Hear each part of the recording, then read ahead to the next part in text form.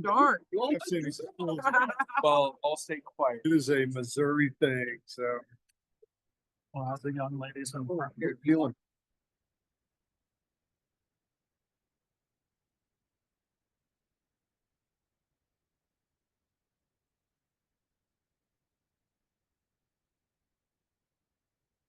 Well, All right. My joke. shut up.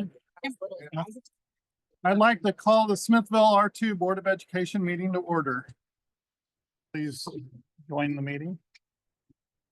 All right, with that, please stand for the Pledge of Allegiance. Young ladies in the front row, could you please lead us? The flag of the United States of America and to the republic for which it stands, one nation, under God, indivisible, with liberty and justice for all. They switched the flags on us. Okay, first item on the agenda is the adoption and modification of the agenda.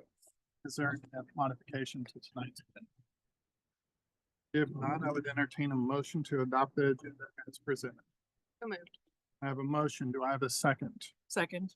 I have a motion and a second. If there's no discussion, please vote.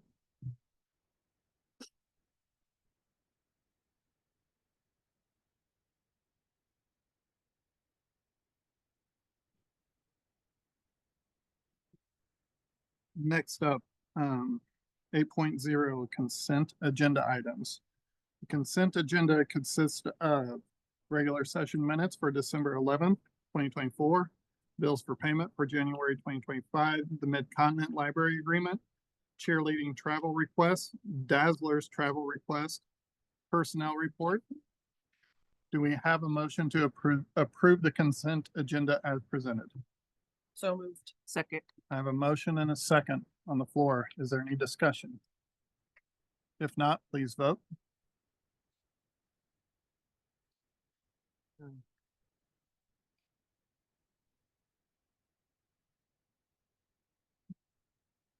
Motion passes.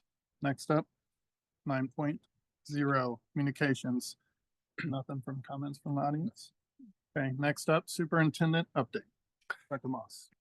Good evening. We are going to start with our student and staff recognitions. We have a group of students who have made All-State Choir, and then we are happy to have the Missouri Art Educator of the Year in our school district as well.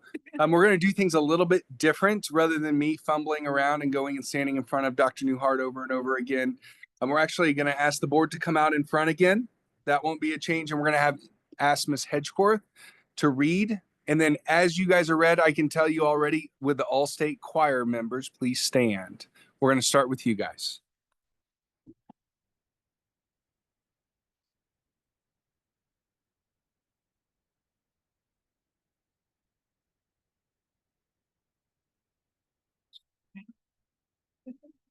I didn't get one. Okay, so the Misha All-State Choir members must first audition and be selected to the All-District Choir to be eligible to audition for All-State Choir. The Northwest Missouri All-District Choir performed at Platte County High School on October 30th, and the All-State Choir will perform at Tantera during the Missouri Music Educators Association Conference on January 29th. Smithville High School had one student who was selected to the Misha All-State Choir, and that is Natalie Cardon.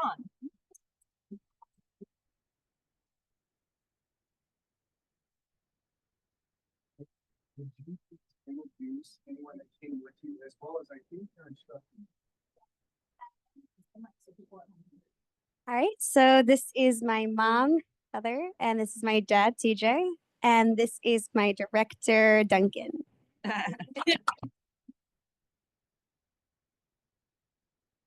So we also have elementary students who made it into the All-State Choir. It's a little bit of a different process. So the All-State Children's Choir is open to 4th and 5th grade students in the state of Missouri.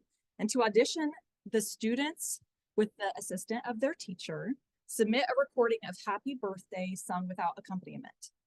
The students selected to the All-State Choir will rehearse and perform at Tentera on January 28th. Eagle Heights Elementary School had Avery Patton, who was selected to the All-State Choir. Avery, can you give a wave? Horizon Elementary School had 4 students. Kyra Howard, give a wave. Micah Canor, Emery Parman, and Emma Lawing. Our elementary students, if you'll introduce those that came with you and your directors who are here. This is my teacher, Mr. Benner. This is my mom, Amber. This is my dad, Jared. This is my grandma, Tracy. And this one, Brody.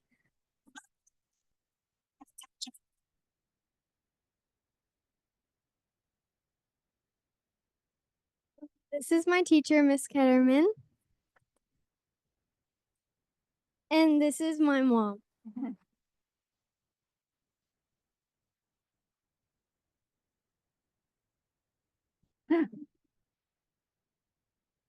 Well, this is my teacher. This is my mother. My dad is out in the car.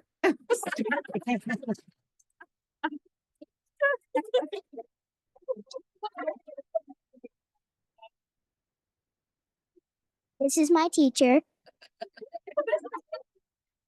This is my mom. And this is my dad.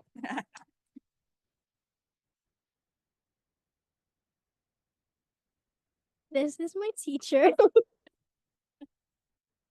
And this is my mom.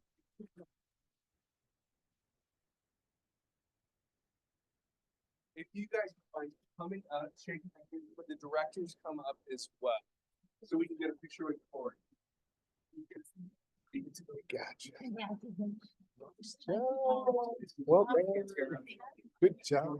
Proud of you. Well done. Nice job. Congrats to you. Well done. Congratulations. Nice job. Congratulations. Well done. Nice work. Congrats. Nice work. Congratulations. Congratulations. Congratulations. Well done.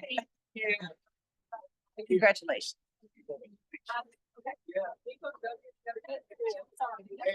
And parents, we will make sure you guys try to take, you guys don't want to.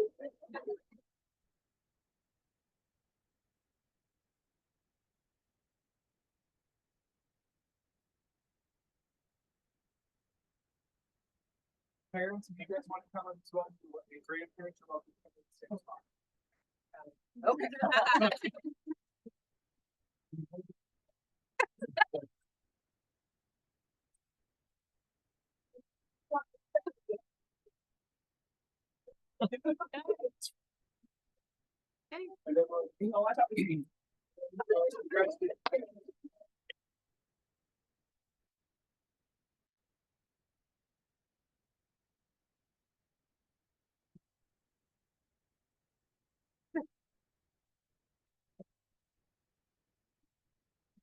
But certainly not least. No, it's not on. Ms. Andrea Ashelman has been named Missouri Art Teacher Education Association's 2025 Elementary Art Teacher or Art Educator of the Year. This prestigious award is based on rigorous standards set by the National Art Education Association, their contributions to the Missouri Art Education Association, and the impact art education has on your school and community. She has been selected as an outstanding visual art educator who displays great leadership and commitment to teaching, as well as accomplishments in and out of the classroom and being a contributor to our state and national visual art education organizations. Congratulations.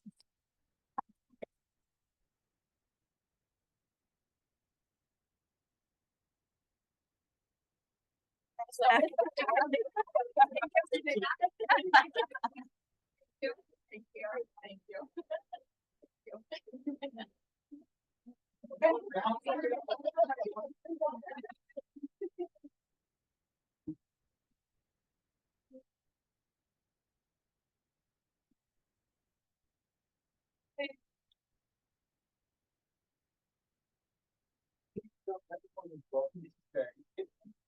Also, if you transition back recording, you guys like to know how to go off and go. Go to the college. Make some cookies. Yeah.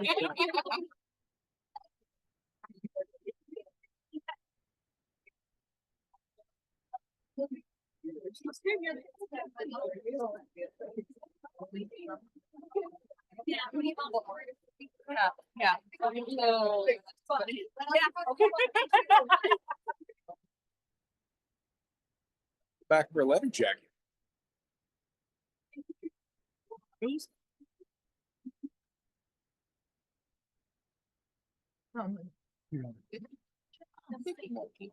All good stuff. All good stuff. I know, I was like, did they sung it? Yeah. Yeah, have some cookies, please. Yes, please. Have some cookies. Cookies, treats. Micah, double that. You can tell it gets pretty light after student and staff recognition. Yeah. That was hilarious. Well, That's her. That's totally Mike. That was so funny. very proud of those students. The all-state choir process is very difficult and thorough. Yeah. It is really hard, and while it may, at least I'm on video. I'm not sitting there the way Natalie was singing in front of everyone else. I bet there's a lot of nerves also knowing that your video is going to go be judged and rated by other people seeing "Happy Birthday" of all songs. Right? You don't even get to pick your own. But very excited for those students. We have several updates. The semester certainly did not begin the way we anticipated. I can share in my experience and the years that I've been in education, we have not had 5 days in a row of inclement weather, much less 5 days in a row immediately after winter break or any other type of break in winter weather. So we took our first true snow day, as Senate Bill 727 did add some very significant restrictions to school districts that are in charter counties in the Kansas City area, that is Clay County and Jackson County, and their requirement to attend 169 school days.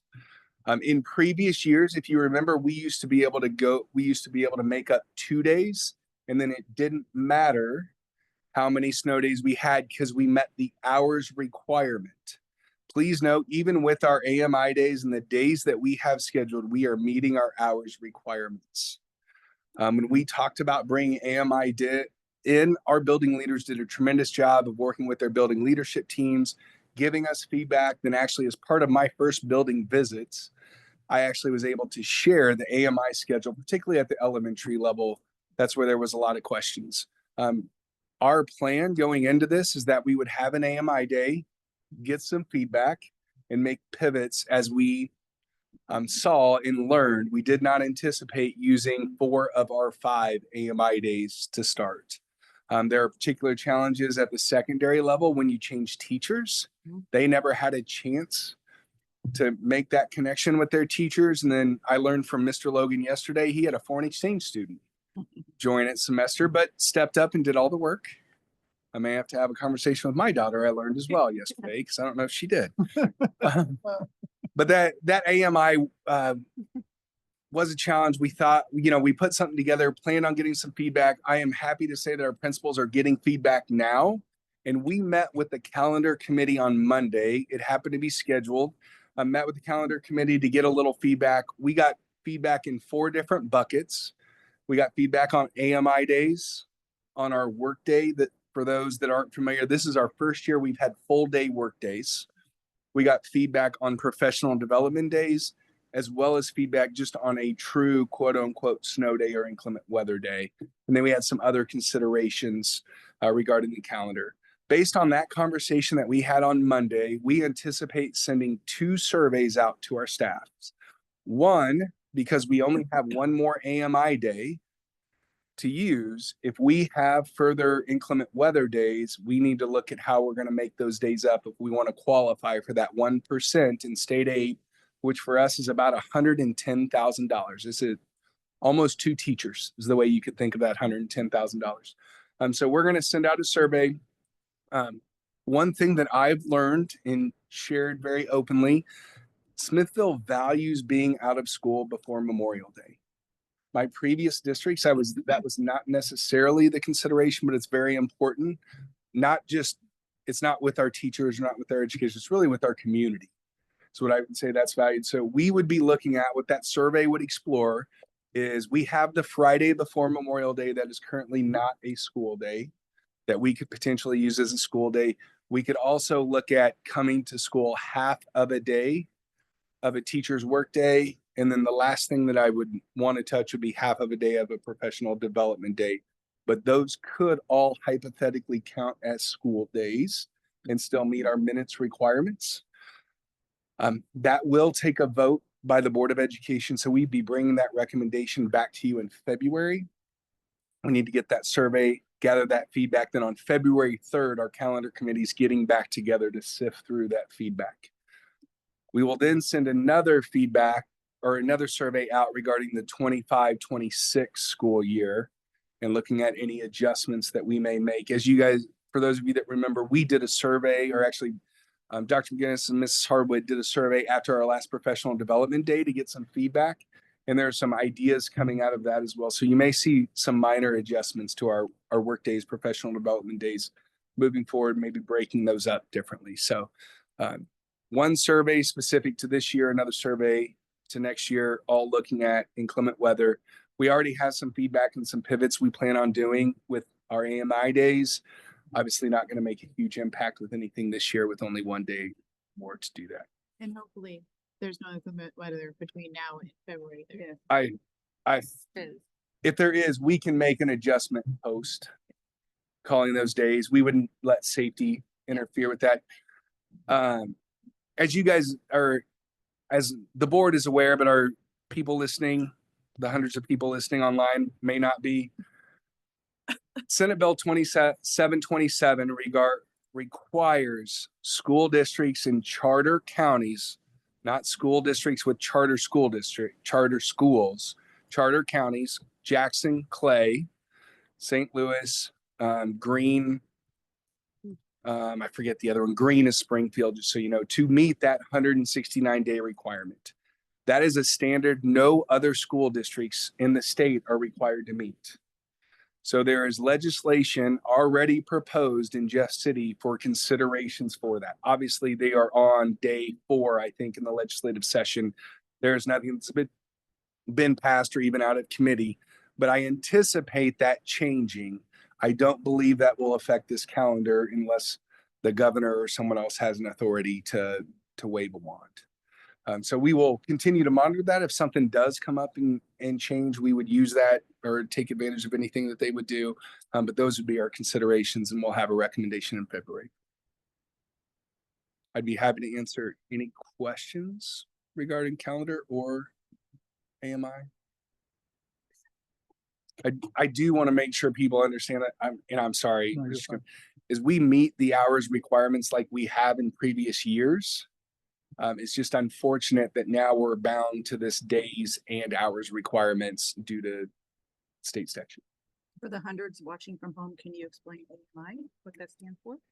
It's called alternate method of instruction. You could think of virtual learning. Great. Is that it? The other piece I was going to share about is we did delay our superintendent's advisory council. It was scheduled for last Friday. We're going to get together with them the 24th. So we'll have 2 reports next month, the 2 times we get to meet with them. We hosted a focus group for our middle school on Monday evening in their cafe. We had a great turnout there. They got to look at the media center, got to look at the corridors, had a lot of conversations about updating their restrooms, which are original to whenever they were built, which that original building was built in 1992. So there are some restrooms there that are 32 years old, 33 years old now. Get that feedback. We did the same thing at the high school and looking at those projects for the bond, had good conversation there. I really appreciated the questions that came out of that. It's one of those things that when people, say, what do you think of people asking questions? I'd rather know than to let them not ask. And at least if we ask, they don't have to, we may not know the answer right away, but we can go find it out and give it back to them.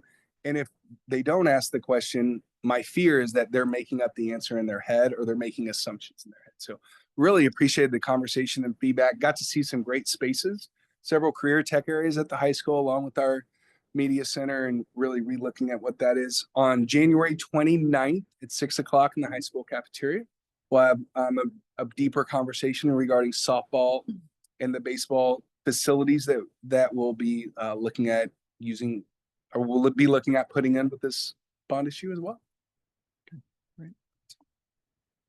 Okay. That's 9.2. Next up, 9.3, academic services. We submitted a memo to you this last week about, this is very acronym heavy, so Success Ready Student Network entering, we have initial entry into the System Design Zone, which is Zone 3 SDZ, okay? So you need to know it's a big deal, okay? We'll start there. So there are 3 different tiers of SRSN work, and this is a collaborative with many districts in the state. And we are the 38th district to receive initial acceptance into Zone 3. The immediate benefit that we'll have is exclusive PD, professional development, around all the competency-based learning work. And really what got us entry into this so late in the game, they typically do this in the summer. With our transition, we were a little bit late to get going with that step. We reached out and were able to talk about our professional development, our curriculum writing work, even the strategic plan that was voted on and approved a couple years ago that talks about competency-based learning. They were really impressed with that, and that's where we received that initial acceptance. So with adoption of the resolution in front of you tonight, that will solidify acceptance and allow us to continue working with this group, where the immediate benefits, again, are that PD, and then networking and connecting with the other districts that are like-minded and traveling down a similar path. And we are all in a similar but different place, but it's wonderful to learn from each other and connect. Denise, myself, Coach Chambers, and Angie Sanders were able to attend some PD last Thursday in Jeff City before they told us to go home and bundle up for the snow. We connected with several groups just at that PD event. So we're already reaping the benefits from being part of this group at the initial level. Happy to answer any questions about that or the resolution proposed tonight. I asked earlier today, but just for the record, my question to him was, who would attend? Is there a cap of how many people are for our budget wise? And he answered. Yeah, her question was about travel expenses. There was a piece in the memo.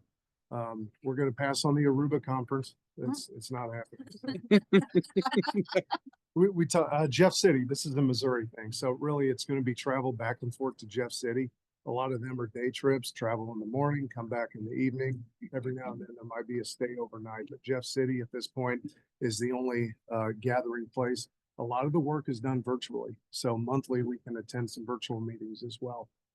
And you said there was a 4-person cap? Correct. When we attended Jeff City last week and then the upcoming day trips, it's a cap of 4 people for all school districts involved. Thank you. Any other questions? I thought there was something in there about us potentially being a host site for meetings for this, or was that something else?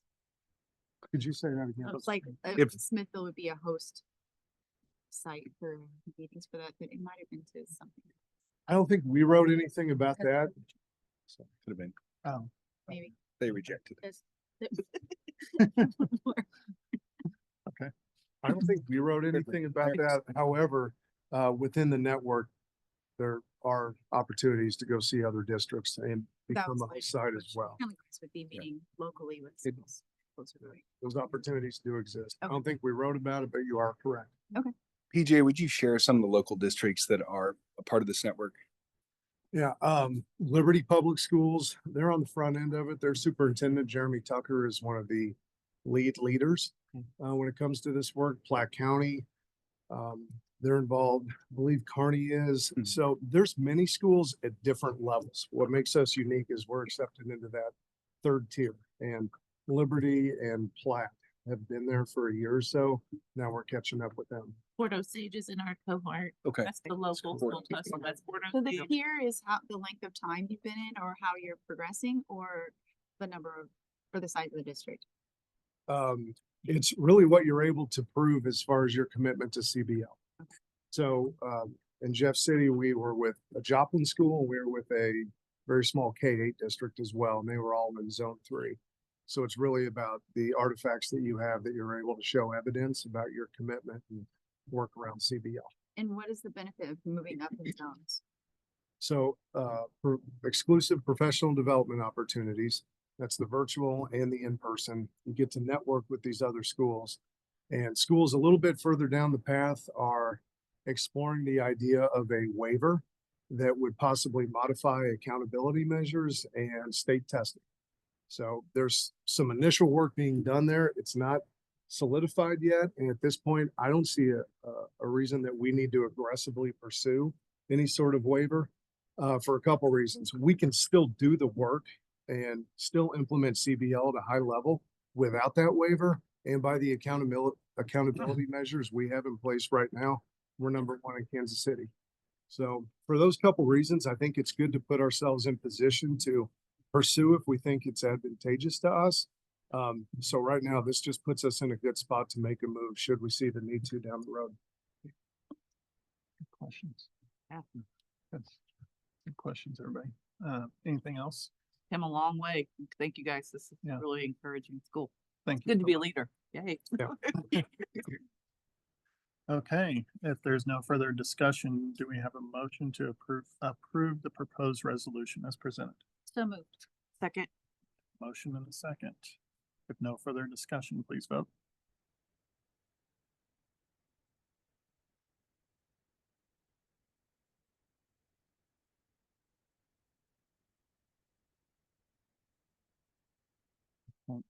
Motion passes. Okay, next up, 10.1. General financial review. Yeah, I'm gonna actually ask Karen if she would want to share. I did want to interject one thing, and I apologize. Dr. Newhart is here joining us as our interim executive director of operations and safety. He was very excited to start last week. The number of phone calls we had at 8 and 9 o'clock in the evening and at 4 a.m. were probably more than he anticipated, but really appreciated him jumping in, going out and driving, providing insight. We have a lot of roads that are, and we know more about who plows what road now in our attendance area than we ever wanted to know. There were two main roads that were keeping us out of school Thursday, and that was 92 West. It was a mess. KK was the other road that was a mess, while 92 East was dry that afternoon. So I appreciate Dr. Newhart calling, being part of that process, and then all of his work and Scott Bogart's work and his team. That snowstorm hit us all day, stopped. I came in, I believe about 8:15, 8:30 that Monday morning, and I could already drive to Central Office and Park. They had already had enough. Scott and his team had already done enough on the main level to clear enough that we could drive on campus. We were ready to return to school Wednesday based on Scott and his team's work. It was our roads that wouldn't. So our maintenance and custodial crews did an amazing job. And would there still have been some slick spots on some sidewalks and parking lots? Absolutely. But we were ready to come back to school on Wednesday. It's just that our roads were not ready. And I just want to thank Dr. Newhart for joining us, and as well as Scott Bogart and his team for taking care of business and making sure our campuses were ready for students. My daughter, high school daughter, when they had cheer one day, Yeah. optional cheer practice, but she pulled up and she goes, "How did they get this so clean? Mhm. There's not snow. This is amazing." So even high school students. So then they're thank you. No, Scott did. I mean, Yeah. Tremendous. Yeah. Tremendous. Well, thank you for being here on your first meeting.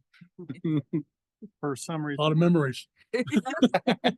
we're going way too fast. I'll try to slow No. it down. Roll. if we can.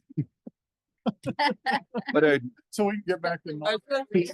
So, now, The- anyway, yeah, the general financial review you see before you is a little different this year. This is something that as Karen and I transitioned to working together regarding finance, that we just knew in our heads that we wanted to try something different.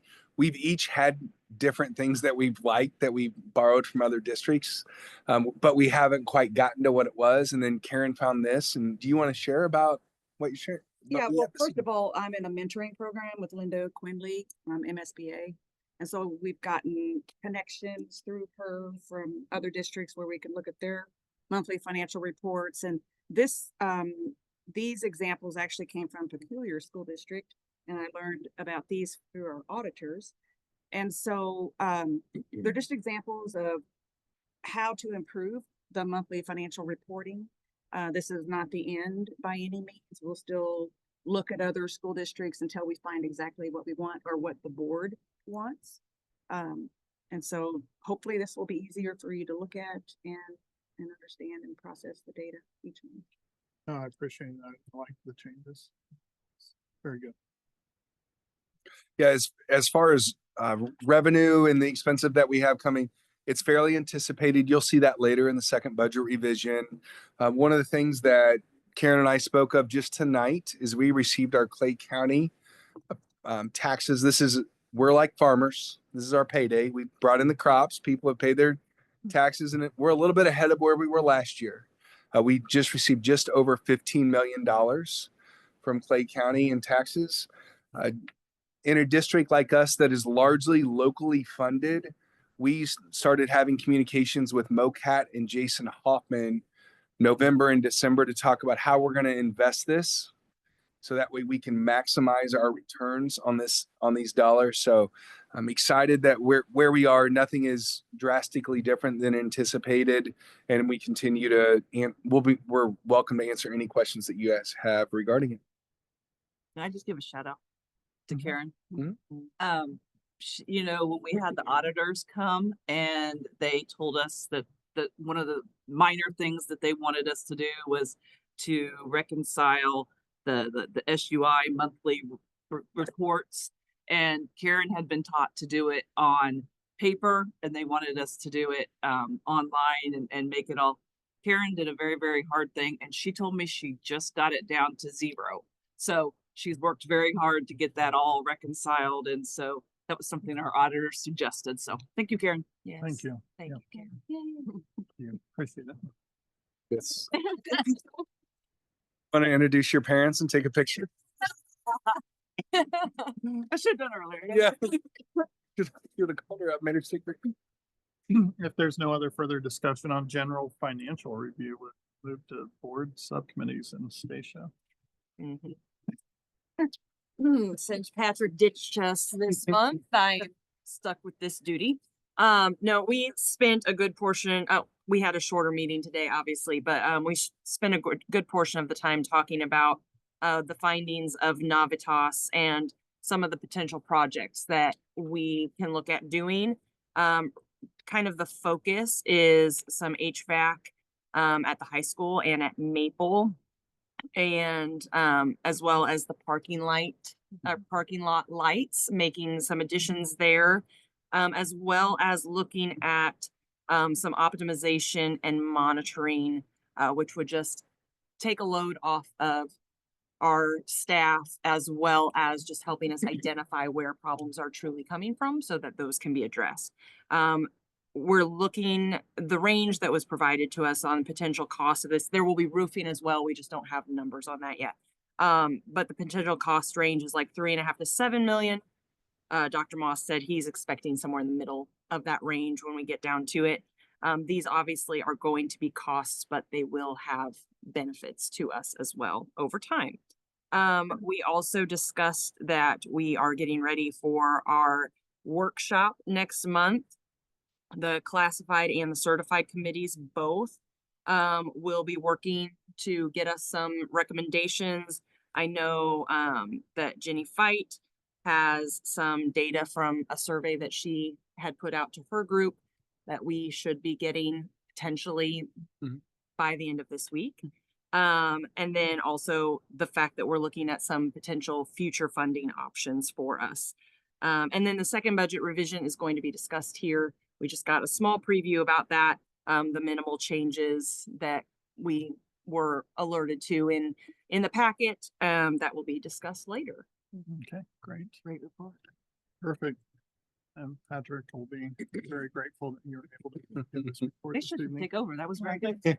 you. Great recommendation. Thank you.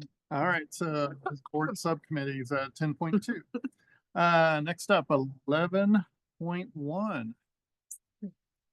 Second budget revision. Yes, thank you. We started this second budget revision last year, doing another one after the October and before the April budget revision. So we did one in January.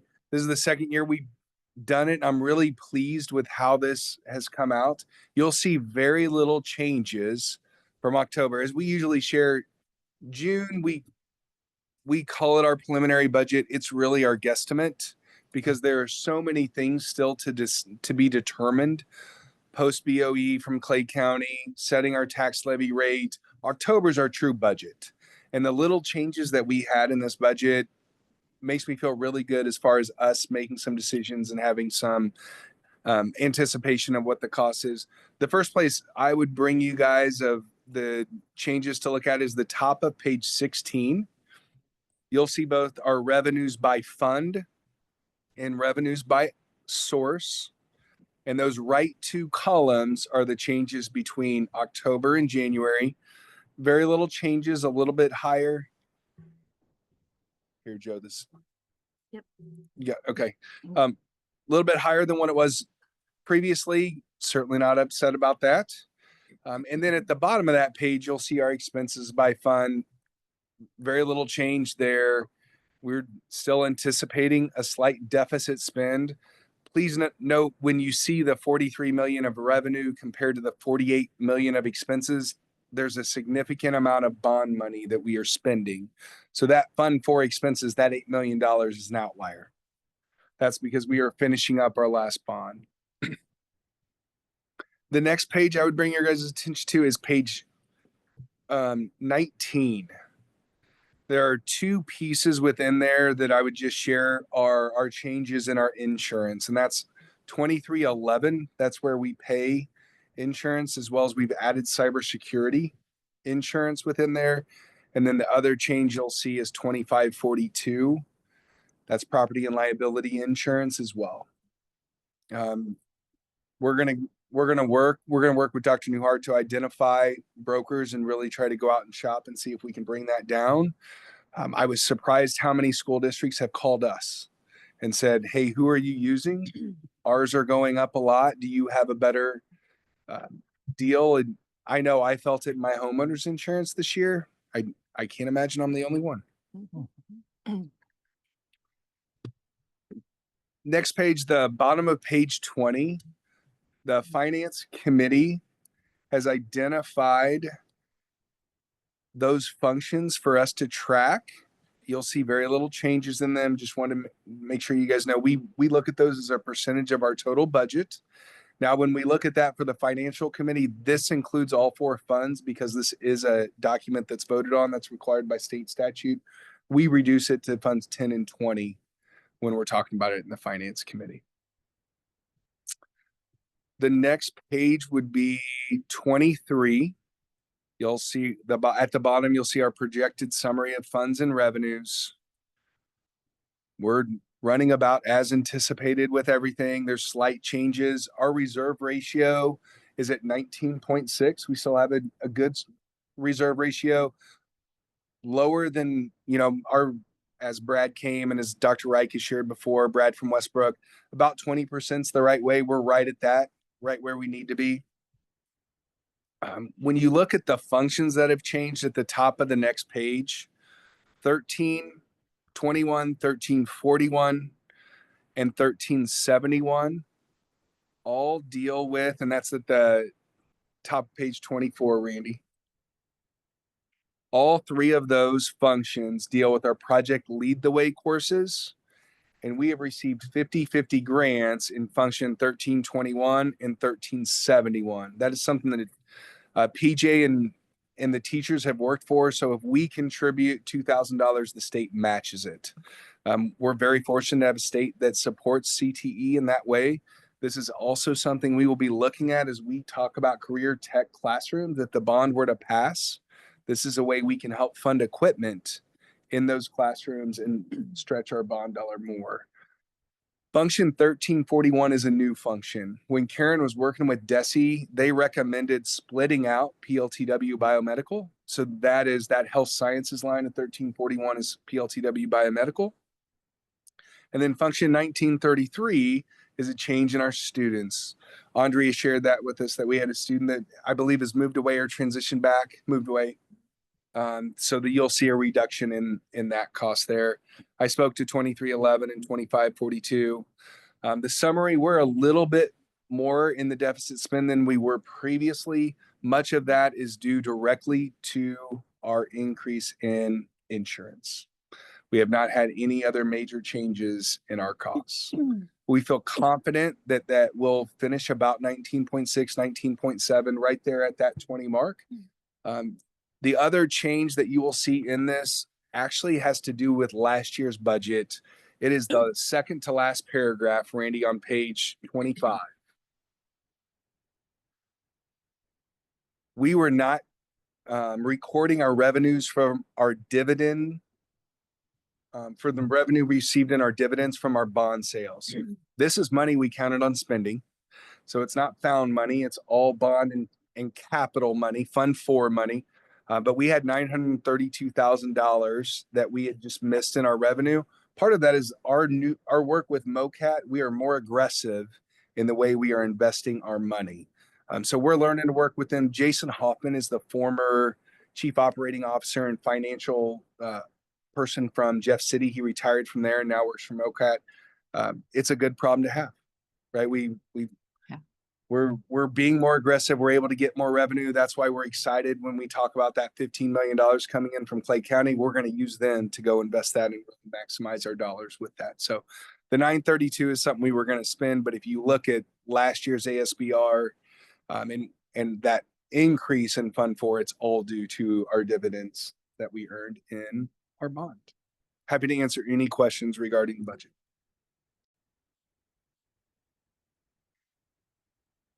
Okay, thank you. Did you get your coffee today? Just water. Okay. Had too much caffeine at this point. I'd be shaking. Okay, great. No, thank you. Any questions or any more discussion on second budget revision? Pretty standard stuff. If not, any discussion, do I have a motion to approve the second budget revision as presented? So moved. I have a motion. I have a second. No further discussion, please vote.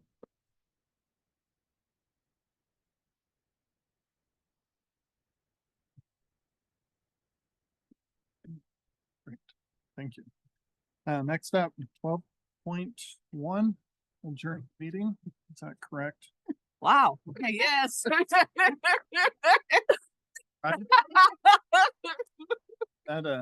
That's a record. Near record. Yeah. Yeah. Awesome. Let's go. Okay. Did So you want- moved. Did you want me to call a motion? Do we have a motion to adjourn the meeting? That station was second? No, it wasn't. It was me. Anybody have a second? If so, please vote to adjourn the meeting. I almost pressed no. Just want to hang out some more. Totally. We have Wait, some more food. Time, guys. Thank you.